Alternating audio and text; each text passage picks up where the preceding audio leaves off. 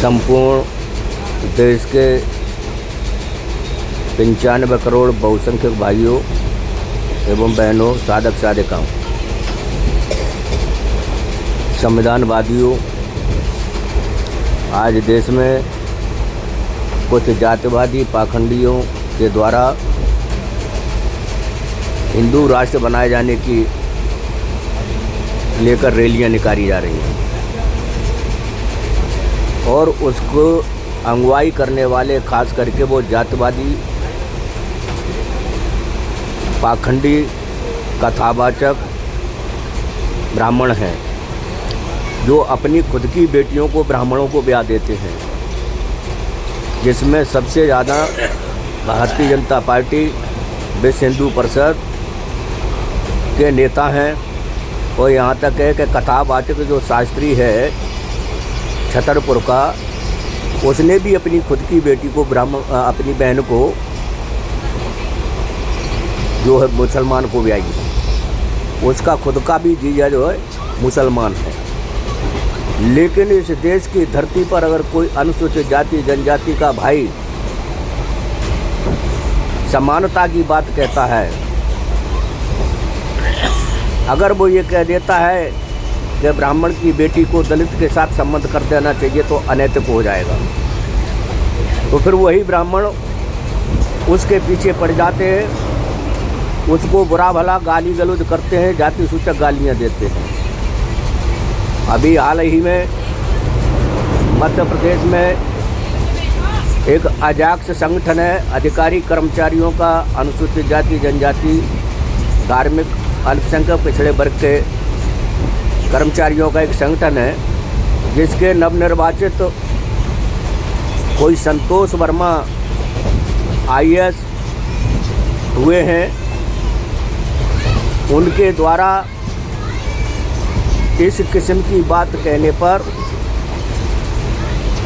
उन ब्राह्मण मंडलियां तो छोड़ो, इस देश की धरती पर जो मीडिया है, जो बिटर न्यूज़ है करके, एक इंडिया न्यूज़ है, एक NM न्यूज़ है, ये भी उसका गलत मिसयूज प्रचार कर रहे हैं। वो कह रहे हैं कि ब्राह्मणों की बेटियों पर IAS अधिकारी ने की सोच क्या है। देखो ये लिख रहा है, ब्राह्मण की लड़की दलित से संबंध, ये बोल रहा है संतोष वर्मा पर हो कार्रवाई, नहीं तो करेंगे आंदोलन, ये NM कह रहा है। ये बताइए, जब तुम अपनी बेटियों को ब्राह्मणों को दे देते हो, ब्राह्मण जब अपनी बेटियों को मुसलमानों को दे देते हो, उन्हें अपना दामाद बना लेते हो, तो ये कोई मुसलमान तो नहीं है। संतोष वर्मा तो हिंदू है ना। जब ये हिंदू आपसे कह रहा है कि ब्राह्मण की बेटी चाहिए, अब मेरे लड़के को चाहिए, तो कौन सा बड़ा अपराध कर रहा है वो? क्या अपराध किया उसने? इसके ऊपर तुम अनगल बयानबाजी करते हो, इसका मतलब तुम राष्ट्रवादी नहीं हो, तुम इस राष्ट्र के नहीं हो, तुम वास्तव में विदेशी हो और विदेशी नस्ल के लोग हो और विदेशीपन की बात करते हो। तुम देश में दंगा फसाद कराने की बात करते हो, तुम देश के राष्ट्रद्रोही हो, तुम राष्ट्र के गद्दार हो, तुम्हें देश में जीने लायक कोई अधिकार नहीं है। जिस देश का संविधान इतना पवित्र संविधान है, उस संविधान का भी विरोध सबसे ज़्यादा 99.99% ब्राह्मण जाति के लोग ही कर रहे हैं, दूसरा कोई नहीं कर रहा है। और सिर्फ तुम्हारा काम हिंदू के नाम पे दंगा भड़काना। ये क्या हिंदू नहीं है वर्मा? अगर वो हिंदू है तो उसने क्या गलत किया है, उसे स्वीकार करो और उसके गले में माला पहनाओ, ये तुम्हारा सम्मान है। अगर तुम इस तरीके का विरोध करोगे तो अब तुम्हारे वो दिन आ जाएंगे कि तुम इस देश में राजी से नहीं तो गैर राजी से तुमको भगना पड़ेगा। इसलिए देश के देशवासियों से, बहुसंख्यक भाइयों से निवेदन है, ये ब्राह्मण हर जगह पर आपका अपमान करते हैं, चाहे वो कुर्मी हो, चाहे वो किरार हो, चाहे काची हो, चाहे नाई हो, चाहे धोबी हो, चाहे गडरिया हो, किसी भी जाति बिरादरी के लोग हों, हर जगह पर आपका अपमान करते हैं। अभी दमोह में एक कुशबा को उससे जूते उसके पैर धुलवा करके पिलवाया, उन ब्राह्मणों ने अपने पैर धुलवा करके उसको पानी पिलाया। जबलपुर की कुर्मी लड़की को जो कथावाचक थी उसको इन्होंने जाति सूचक गालियां दी। छत्तीसगढ़ में तेली समाज की लड़की जो कथावाचक थी उसको जाति सूचक गालियाँ दी, उसकी कथा बंद करवाने के लिए प्रेशर डरवाया।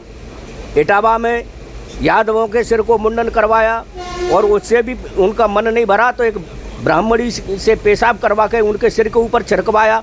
उसके बाद भी तुम ओबीसी की जो बरादरियों के लोग हो, अभी भी तुमको होश में आ जाओ। ये किसी के भी मीत नहीं है, ये ब्राह्मण, ये गद्दार और धोखेबाज हैं, ये राष्ट्र के विरोधी हैं। इसलिए तुमको एकजुट होकर के इनका विरोध करना चाहिए और इनका विरोध करो और बड़े पैमाने पर करो। दामोदर यादव जो आंदोलन चला रहा है वो बिल्कुल सटीक आंदोलन है। दामोदर यादव के साथ जुड़ जाओ।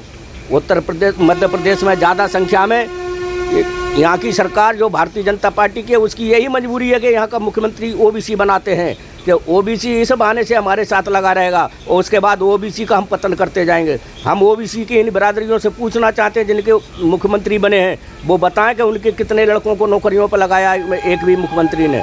बताओ कितना आपका आरक्षण आज भी 27% का यहाँ पूरा नहीं हो पाया है। क्यों नहीं हो पाया है? ओबीसी के ही मुख्यमंत्री हैं। क्यों नहीं हो पाया है? क्योंकि ओबीसी का मुख्यमंत्री हो सकता है लेकिन काम मंत्री, काम का मालिक भारतीय जनता पार्टी का ब्राह्मण होगा, आरएसएस होगी और कोई दूसरा नहीं होगा। इसलिए आपको इसका विरोध करना चाहिए। ऐसा मैं आपसे अपील करता हूं सभी से कि आप इन ढोंगियों का विरोध करो और सड़कों पर उतर के विरोध करो और संवैधानिक विरोध करो, असंवैधानिक नहीं। ये आपका कोई भी अधिकारी अगर जबान निकाल देता है उसकी जबान को काटने का काम करते हैं। वो कोई उसने असंवैधानिक बात नहीं की है, संवैधानिक बात की है। इसलिए आपका फर्ज बनता है कि ऐसे ढोंगियों का विरोध करें।